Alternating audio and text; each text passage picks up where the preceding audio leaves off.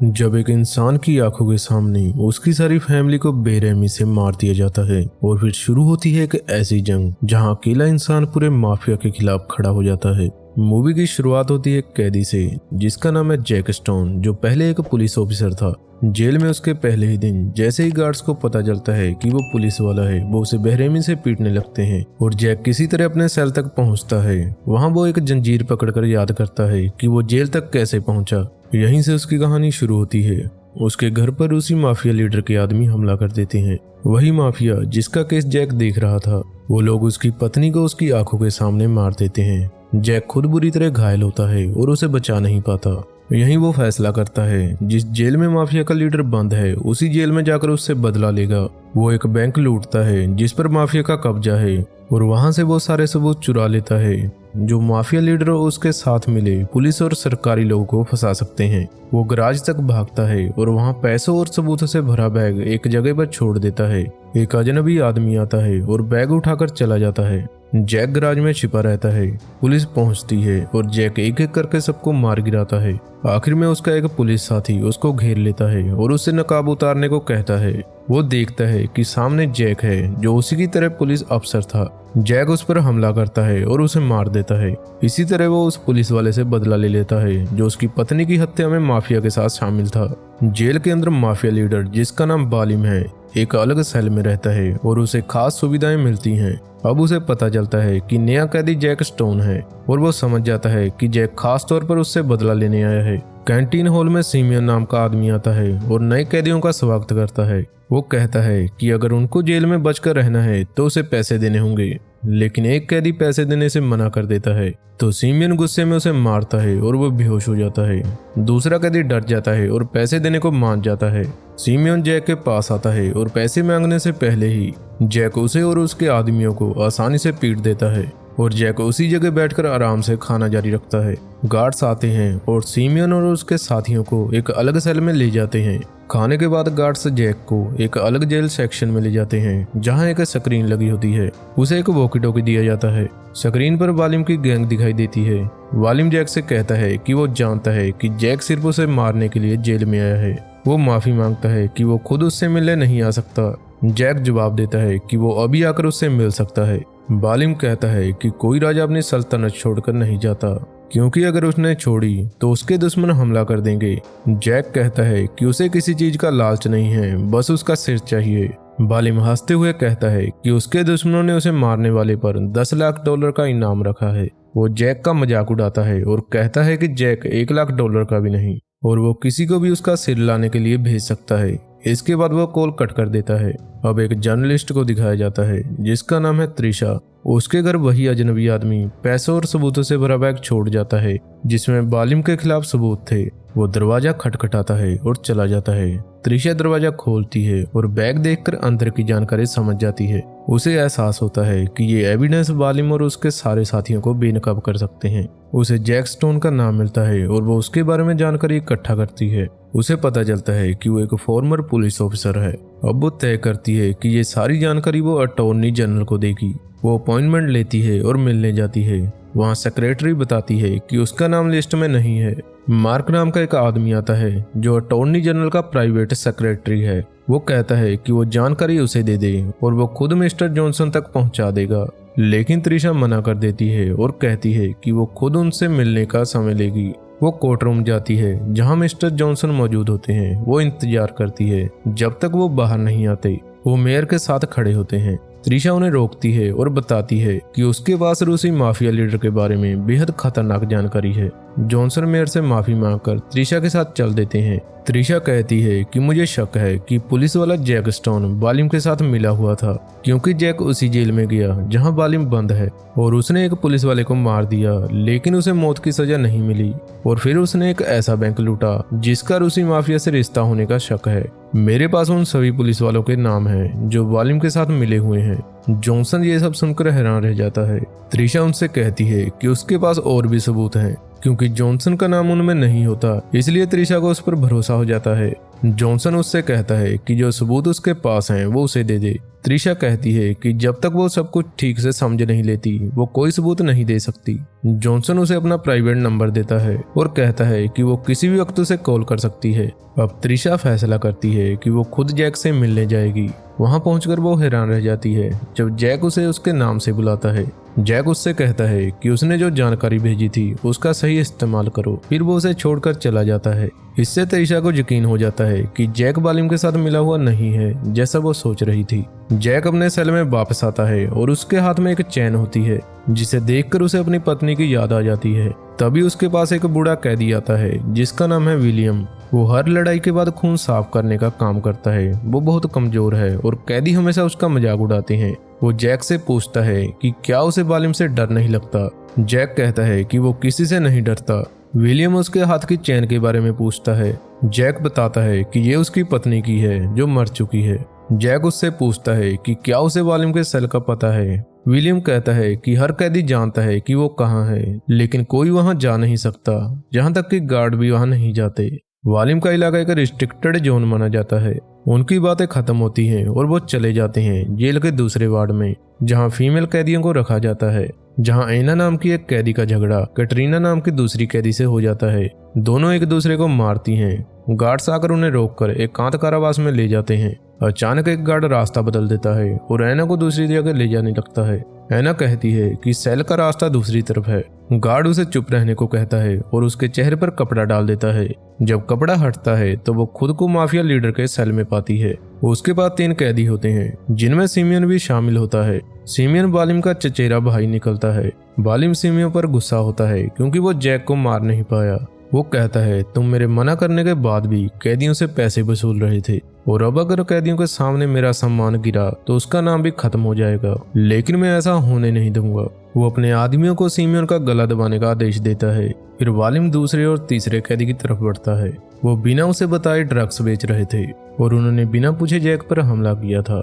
बालिम अपनी लाठी से उन्हें मारता है और वो बेहोश हो जाते हैं। अब सिर्फ ऐना बचती है। बालिम उसके पास आता है और कहता है कि कैटरीना उसके साथ काम करती है और अगर ऐना उससे लड़ाई करेगी तो वो खुद बालिम की लड़ाई मानी जाएगी, क्योंकि जो भी उसके लिए काम करता है वो उसकी पूरी हिफाजत करता है। अचानक सिमियन होश में आता है और पता चलता है कि वो सिर्फ बेहोश हुआ था।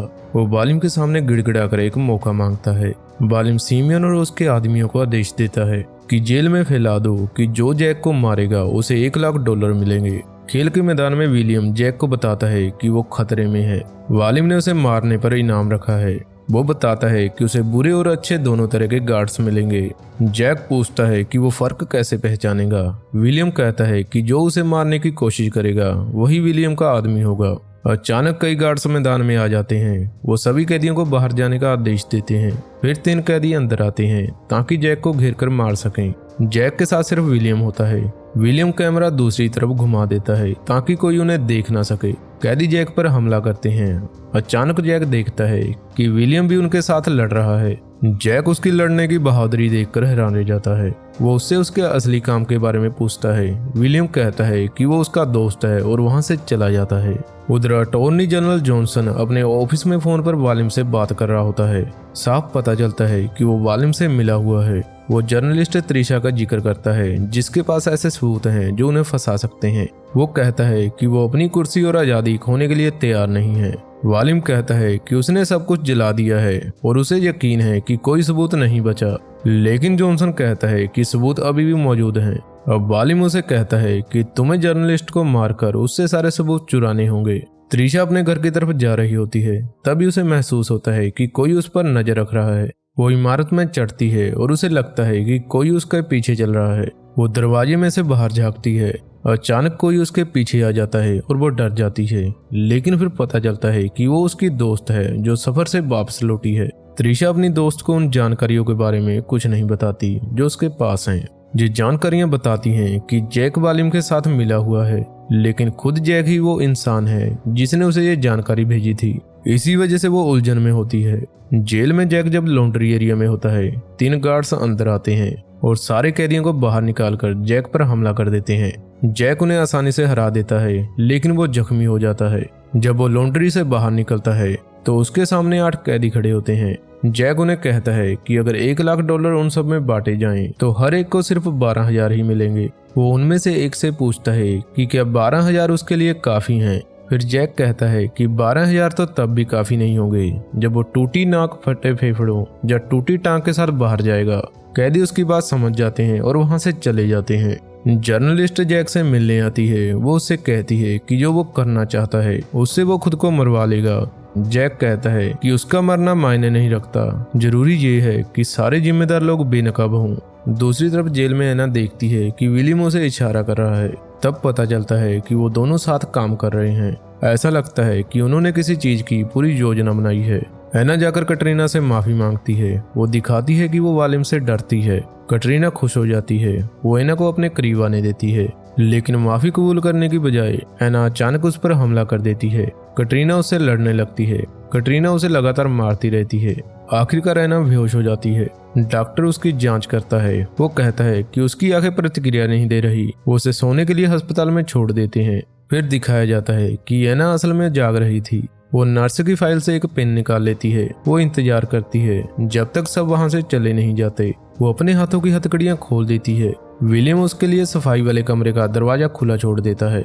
उस कमरे में एना अपना हाथ एक बाल्टी में डालती है। वो छत के वेंटिलेशन की चाबी निकाल लेती है और पाइप के अंदर चली जाती है। वो अपने दिमाग में हर मोड़ और हर रास्ते का नक्शा बनाती है। फिर वो वापस लौट आती है, लेकिन बाहर निकलने से पहले जब वो क्लीनिंग रूम से निकलकर अस्पताल लौटने लगती है तो वो देखती है कि नर्स अंदर आने वाली है। एना छिप जाती है। विलियम उसे देख लेता है। वो नर्स को आवाज देता है। इससे पहले कि वो अस्पताल में जाए वो उसे बातों में उलझा लेता है ताकि उसका ध्यान बटा सके। एना चुपचाप अस्पताल में घुस जाती है और अपने हाथों में हथकड़ियां लगाकर बेहोश होने का नाटक करने लगती है। विलियम वार्ड में लौटकर जैक से बात करता है। जैक उससे पूछता है कि क्या वो CIA या FBI से है। विलियम हंसकर कहता है कि वो CIA से है और 6 महीने से जेल में है ताकि अंदर के पूरे भ्रष्टाचार को उजागर कर सके। अब जैक वालिम तक पहुंचने के तरीके के बारे में पूछता है तो विलियम कहता है कि वो उसे हर उस चीज में मदद करेगा जो उसे वालिम तक पहुंचा दे। तभी वालिम का चचेरा भाई सिमियन अपने आदमियों के साथ आता है और जैक पर हमला कर देता है। पहली बार कैदी देखते हैं कि विलियम कितना ताकतवर है और वो जैक के साथ मिलकर उन्हें मारता है। जेल में पूरी तरह अफरा तफरी मच जाती है और सब एक दूसरे को मारने लगते हैं। जब हालात शांत होते हैं तो जेल का सुपरिटेंडेंट विलियम को बुलाता है। वो उससे कहता है कि वालिम उसे मरवा देगा।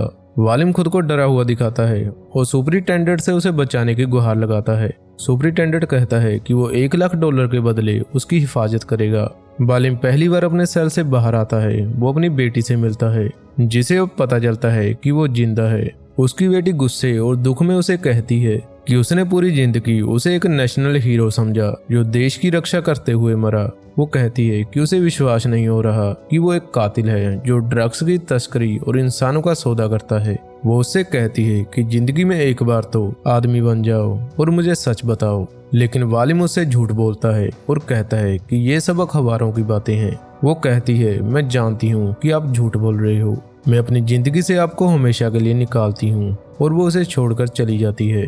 वालिम गुस्से में वहां से उदास होकर अपने सेल की तरफ जाने लगता है तो एना उसे देख लेती है और जल्दी से अपने मुंह में कुछ डाल लेती है जिससे ऐसा लगता है कि उसे खून की उल्टी हो रही है। गार्ड्स उसे अस्पताल ले जाते हैं। रास्ते में वो गार्ड्स पर हमला कर देती है। विलियम बाहर निकलता है और सबको खत्म कर देता है। वो दोनों मिलकर क्लीनिंग रूम में जाते हैं। एना अस्पताल में शराब चुरा लेती है। वो शराब में एक और चीज मिलाते हैं जिससे वो बेहोश होने की दवा बन जाती है। एना और विलियम वेंटिलेशन के रास्ते उस नक्शे के सहारे चलते हैं जो उसने अपने शरीर पर बनाया था।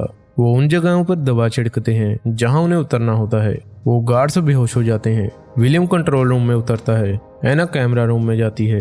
जैक के सेल में एक गार्ड आता है। जैक उसे मार देता है। वो वॉकी टॉकी पर विलियम की आवाज सुनता है।